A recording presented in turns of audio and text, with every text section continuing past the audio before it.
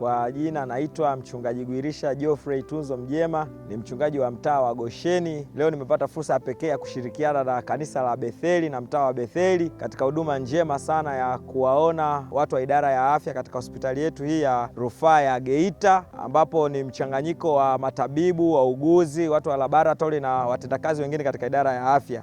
Tumekuwa na mazoea ya kuwaona wagonjwa, kuwatembelea wagonjwa, kuomba kwa ajili ya wagonjwa, lakini leo kupitia kanisa la Betheli wameona waje na mtazamo tofauti, kushughulika na matabibu, kushughulika na hawa wauguzi na madaktari ambao wanahangaika na kushughulika na hali za wagonjwa. Kwa hiyo tumekuja kuwatia moyo, tumekuja kuomba nao, tumekuja kueleza namna ambavyo kazi yao ni njema na tunawaombea.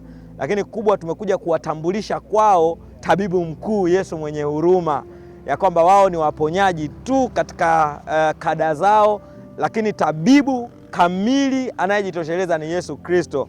Ndipo Yesu anajitambulisha katika kitabu cha Yeremia ya kwamba tazama, nitauletea afya na kupona, nami nitawaponya, nami nitawaongezea wingi wa amani na kweli. Kawasomea kitabu cha Timotheo wa pili 2:7 inasema, yafahamu mambo yote nisemayo, ya kwamba Bwana naye atakupa akili katika mambo yote, ya kwamba uwezo wao, taaluma yao inategemea akili kutoka kwa Mwokozi, na Bwana akiwapa akili wataweza kuwahudumia wagonjwa vizuri. Lakini pia kanisa la Betheli halikuishia hapo, wamewapa na vitabu, na imeonekana kiu kubwa kwao.